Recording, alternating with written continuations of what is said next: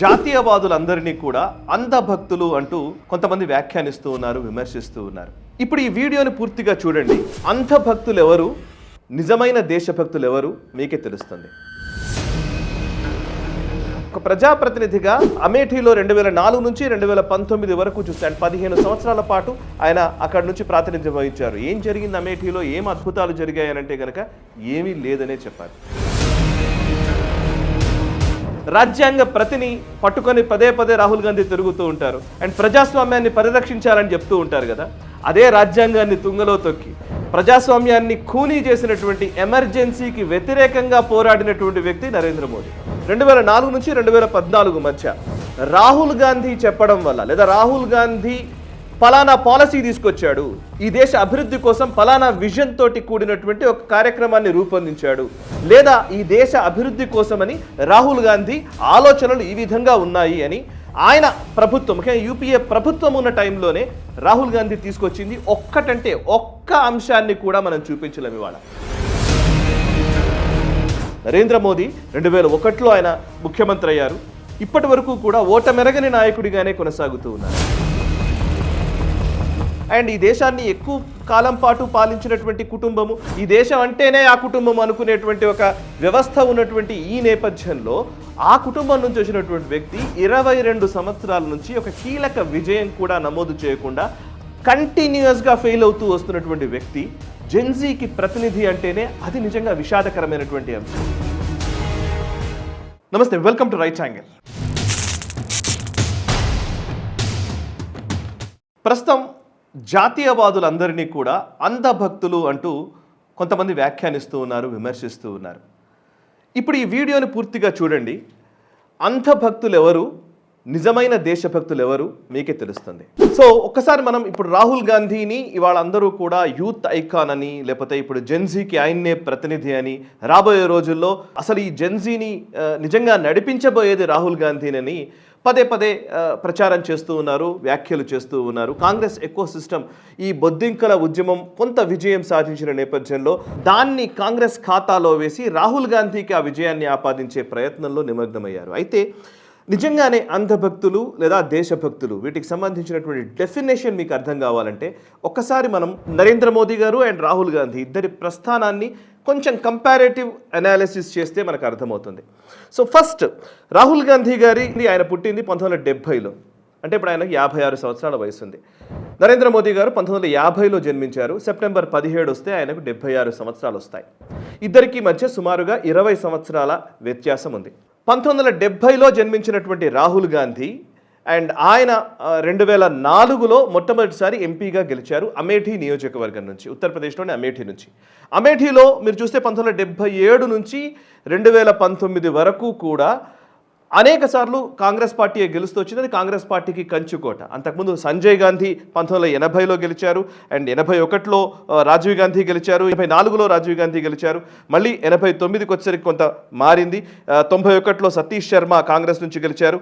98లో సంజయ్ సింగ్ అని బీజేపీ నాయకుడు గెలిచారు. ఒక 98లో మారింది. మళ్ళీ 1999లో సోనియా గాంధీ గెలిచారు అండ్ తర్వాత 2004లో రాహుల్ గాంధీ. అక్కడ నుంచి కంటిన్యూస్గా రాహుల్ గాంధీ గెలుచుకుంటూ వచ్చారు. 2019లో ఆయన విజయాలకు అడ్డుకట్ట వేసింది స్మృతి ఇరానీ గారు. సో 2019లో అమేఠీలో ఓడిపోయిన తర్వాత ఆయన వాయనాడికి పరిమితమయ్యారు. 2024 ఎలక్షన్స్కి వచ్చేసరికి అమేఠీ నుంచి పోటీ కూడా చేయలేదు రాహుల్ గాంధీ, రాయ్బరేలీకి షిఫ్ట్ అయిపోయాడు. సో అంటే అర్థం చేసుకోవాలంటే 1977 నుంచి 2019 వరకు కూడా కాంగ్రెస్ పార్టీ ఏలుబడిలోనే ఉంది అండ్ ఇప్పుడు 2024లో మళ్ళీ కాంగ్రెస్ పార్టీ నాయకుడే గెలిచాడు. ఇన్ని సంవత్సరాల్లో నిజంగానే ఒక ప్రజాప్రతినిధిగా అమేఠీలో 2004 నుంచి 2019 వరకు చూస్తే 15 సంవత్సరాల పాటు ఆయన అక్కడి నుంచి ప్రాతినిధ్యం వహించారు. ఏం జరిగింది అమేఠీలో, ఏం అద్భుతాలు జరిగాయనంటే కనుక ఏమీ లేదనే చెప్పాలి. స్మృతి ఇరానీ హయాంలోనే చాలా వరకు అభివృద్ధి జరిగింది. సరే, నేను ఆ గణాంకాల్లోకి వెళ్ళను. ఓకే, ఆయన జాతీయ నాయకుడు కాబట్టి ఆయన ఒక కాన్స్టిట్యుయెన్సీకి పరిమితం చేయాల్సిన అవసరం లేదని అనుకుందాం. నరేంద్ర మోదీతోనే కంపేర్ చేద్దాం. నరేంద్ర మోదీ గారితో కంపేర్ చేయాలి అని అంటే నరేంద్ర మోదీ గారు 1950లో పుట్టారు, రాహుల్ గాంధీ 70లో పుట్టారు. సరిగ్గా రాహుల్ గాంధీకి సంవత్సరం వయసు, అంటే 1971కి వచ్చేసరికి 21 సంవత్సరాల వయసు వచ్చేసరికి నరేంద్ర మోదీ గారికి ఆయన తీహార్ జైల్లోకి వెళ్ళాడు ఉద్యమంలో పాల్గొని. లిబరేషన్, ముఖ్యంగా బంగ్లాదేశ్ లిబరేషన్కి సంబంధించినటువంటి ఉద్యమం జరిగిన టైంలో ముక్తివాహినికి డైరెక్ట్గా సపోర్ట్ చేస్తూ ఉంటే ముక్తివాహినికి పూర్తిగా సపోర్ట్ చేయడానికి వీల్లేదని ప్రొహిబిషన్ పెట్టింది అప్పటి ఇందిరాగాంధీ ప్రభుత్వం. దానికి వ్యతిరేకంగా జనసంఘ్ నాయకుడైనటువంటి వాజ్పేయి గారు చేపట్టినటువంటి నిరసన కార్యక్రమంలో నరేంద్ర మోదీ పాల్గొన్నారు 21 సంవత్సరాల వయసులో. సో ఆయనను తిహార్ జైలుకి తరలించారు. అంటే నేను చెప్పేది ఎందుకు చెప్తున్నానంటే, రాహుల్ గాంధీ 1970లో పుడితే 71 21 సంవత్సరాల వయసు వచ్చేసరికి నరేంద్ర మోదీ జైలుకి వెళ్ళాడు సత్యాగ్రహం కోసం, ఒక ఉద్యమం కోసం. ఇది Narendra Modi track record. And Narendra Modi 1975లో ఎమర్జెన్సీకి వ్యతిరేకంగా పోరాడారు. అండ్ 1985కి వచ్చేసరికి ఆయన ఆర్ఎస్ఎస్ నుంచి బీజేపీలోకి వెళ్ళారు. ఆర్ఎస్ఎస్ ప్రచారకగా 75లో ఆయన బాధ్యతలు స్వీకరించారు. ప్రచారకగా ఒక 10 సంవత్సరాల పాటు పనిచేసి 1985లో ఆర్ఎస్ఎస్ నుంచి బీజేపీలోకి వచ్చారు. 1987లో గుజరాత్లోని అహ్మదాబాద్ మున్సిపల్ కార్పొరేషన్ ఎన్నికల బాధ్యతను స్వీకరించారు. అందులో బీజేపీ ఘన విజయం సాధించడంలో కీలక పాత్ర వహించారు నరేంద్ర మోదీ. అంటే ఎట్ ద ఏజ్ ఆఫ్ 1950లో ఆయన పుట్టారు, 87లో జరిగినాయి. 37 ఏళ్ల వయసులో ఆయన ఒక మున్సిపల్ కార్పొరేషన్ ఎన్నికల్లో విజయం సాధించే దిశగా ఆయన పాత్ర ఉండింది. కానీ రాహుల్ గాంధీ పూర్తిగా రాజకుటుంబం నుంచి వచ్చాడు. ఈ దేశాన్ని సింహభాగం పరిపాలించినటువంటి ప్రధానమంత్రుల కుటుంబం నుంచి వచ్చినటువంటి రాహుల్ గాంధీ 34 సంవత్సరాల వయసులో మొట్టమొదటిసారి ప్రజాప్రతినిధిగా ఎన్నికయ్యారు, ఎంపీగా ఎన్నికయ్యారు. అది కూడా కాంగ్రెస్ కంచుకోట నుంచి నిలబడి గెలిచినటువంటి వ్యక్తి. సో అంటే అండ్ ఇంకోటి, వీళ్ళందరూ అంధభక్తులు అని జాతీయవాదుల్ని చెప్తూ ఉంటారు కదా, వీళ్ళకు తెలియాల్సిన విషయం ఏంటంటే రాజ్యాంగ ప్రతిని పట్టుకొని పదే పదే రాహుల్ గాంధీ తిరుగుతూ ఉంటారు. అండ్ ప్రజాస్వామ్యాన్ని పరిరక్షించాలని చెప్తూ ఉంటారు కదా, అదే రాజ్యాంగాన్ని తుంగలో తొక్కి ప్రజాస్వామ్యాన్ని ఖూనీ చేసినటువంటి, ఎమర్జెన్సీకి వ్యతిరేకంగా పోరాడినటువంటి వ్యక్తి నరేంద్ర మోదీ. సో ఐరనీ ఇది నిజంగా చెప్పాలంటే. 1975లో ఎమర్జెన్సీ విధించిన టైంలో రాహుల్ గాంధీ 5 ఏళ్ల వయసు ఉన్నటువంటి వ్యక్తి. సో అంటే అర్థం చేసుకోవచ్చు, నిజంగా ప్రజాస్వామ్యాన్ని ఖూనీ చేసింది ఎవరు, ప్రజాస్వామ్యాన్ని కాపాడడం కోసం పనిచేసింది ఎవరు, అంధభక్తులు ఎవరు, దేశభక్తులు ఎవరు, మీరే నిర్ణయించుకోండి. ఇక నెక్స్ట్ మనం ఇప్పటిదాకా మాట్లాడుతున్న దాంట్లో రైట్, రాహుల్ గాంధీని కేవలం ఒక ఎంపీగా అమేఠీ నియోజకవర్గం నుంచి ప్రతినిధిగానో, లేకపోతే రాయ్బరేలీకి సంబంధించినటువంటి ఎంపీగానో, అంతకుముందు వాయనాడ్ ఎంపీగానో చూడడానికి వీల్లేదు. ఎస్ కరెక్ట్, ఒక ఎంపీగా కాదు, ఆయన జాతీయ నాయకుడిగానే ఆయన చూద్దాం. 2004లో మొట్టమొదటిసారి ఎంపీగా ఎన్నికైనటువంటి వ్యక్తి రాహుల్ గాంధీ, రైట్. సో ఆయన మొత్తంగా చూస్తే 2004 నుంచి ఇప్పటి వరకు చూస్తే 22 సంవత్సరాల రాజకీయ జీవితం రాహుల్ గాంధీకి ఉంది. 22 సంవత్సరాలు, ఇట్స్ నాట్ సింపుల్ ఎక్స్పీరియన్స్ కాదు ఇది. 22 సంవత్సరాల రాజకీయ అనుభవం ఉన్నటువంటి వ్యక్తి రాహుల్ గాంధీ.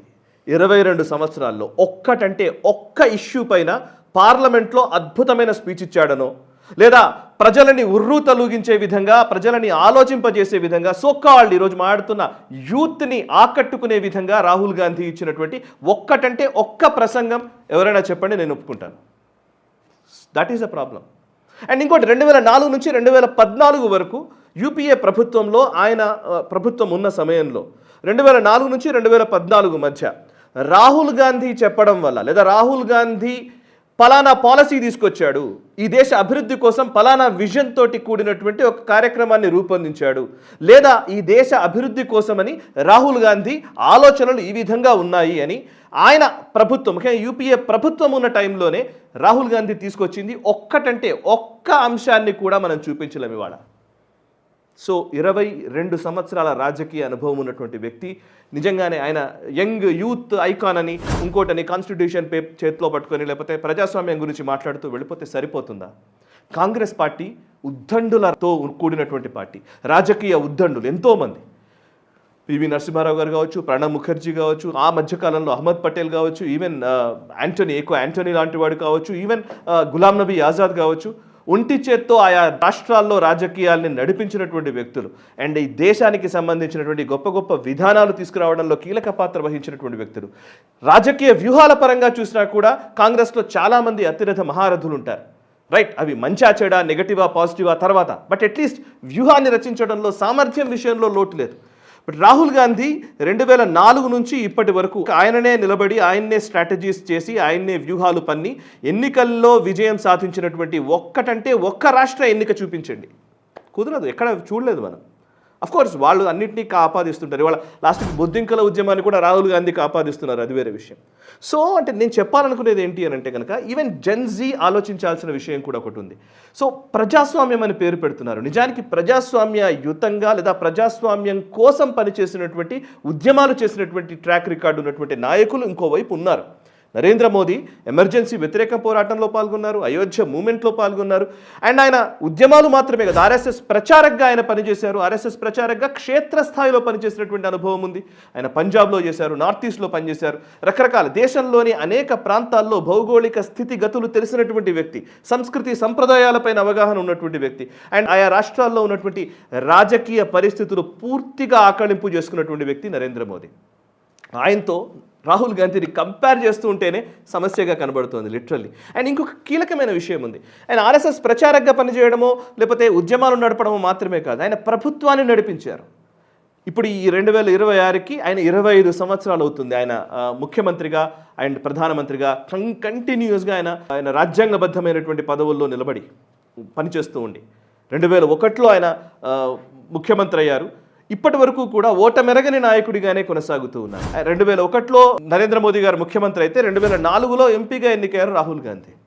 సో ఆయనకేం తక్కువ అనుభవం అని అనడానికి లేదు. ఎందుకంటే ఎంపీగా ఒకసారి ఎన్నికయ్యాడంటే, ఒక పార్లమెంట్లోకి వచ్చాడు అని అంటే అది కూడా రాజకీయ కుటుంబము అండ్ ఈ దేశాన్ని ఎక్కువ కాలం పాటు పాలించినటువంటి కుటుంబము, ఈ దేశం అంటేనే ఆ కుటుంబం అనుకునేటువంటి ఒక వ్యవస్థ ఉన్నటువంటి ఈ నేపథ్యంలో ఆ కుటుంబం నుంచి వచ్చినటువంటి వ్యక్తి 22 సంవత్సరాల నుంచి ఒక కీలక విజయం కూడా నమోదు చేయకుండా కంటిన్యూస్గా ఫెయిల్ అవుతూ వస్తున్నటువంటి వ్యక్తి జెన్జీకి ప్రతినిధి అంటేనే అది నిజంగా విషాదకరమైనటువంటి అంశం.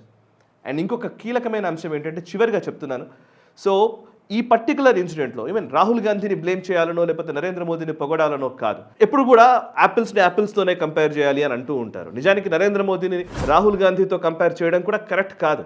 బట్ ఎస్, రాహుల్ గాంధీ ఆయన సొంత పార్టీలోనే ఆయనకున్న క్యాపబిలిటీస్ విషయంలో కూడా చర్చ జరగాలేమో అనిపిస్తోంది. బికాజ్ రాహుల్ గాంధీ హెడ్లైన్స్ని గ్రాప్ చేయగలుగుతున్నారు ఈ మధ్యకాలంలో, కానీ నిజంగా ప్రజల్లోకి వెళ్ళి ప్రజలని ఒప్పించి ఆయన నిజంగా రాజకీయంగా అధికారంలోకి తీసుకురాగలడా? ఈ బొద్దింకల సాయం లేకుండా, లేకపోతే ఈ డీప్ స్టేట్ సాయం లేకుండా, విదేశీ శక్తుల సాయం లేకుండా, ఎన్జిఓల సాయం లేకుండా, ఉద్యమాల సాయం లేకుండా, రాజకీయ వ్యూహాల ద్వారా రాజకీయ పరిణతితో విధానపరమైన నిర్ణయాలను చూపించి రాబోయే రోజుల్లో దేశం ఏ విధంగా ఉండాలో భవిష్యత్తుని మార్గదర్శనం చేయగలిగేటువంటి వ్యక్తిగా రాహుల్ గాంధీని ఊహించగలరా? ఇది అసలు ప్రశ్న. దీనికి సమాధానం మీరే చెప్పండి కమెంట్స్ ద్వారా. నచ్చితే ఈ వీడియోని లైక్ చేయండి, 10 మందికి షేర్ చేయండి. మనసా వాచా కర్మణ, దేశహితం కోసం నేషనలిస్ట్. ఈ వీడియో మీకు నచ్చినట్టయితే లైక్ చేయండి, 10 మందికి షేర్ చేయండి. అలాగే కామెంట్ల రూపంలో మీ అభిప్రాయాలను మాతో పంచుకోండి. Nationalist hub group of channels ను సబ్స్క్రైబ్ చేసుకుని తెలుగునాట జాతీయవాద జర్నలిజాన్ని ప్రోత్సహించండి. ఈ వీడియో కింద ఉన్న బెల్ ఐకాన్ పై క్లిక్ చేయడం మర్చిపోవద్దు.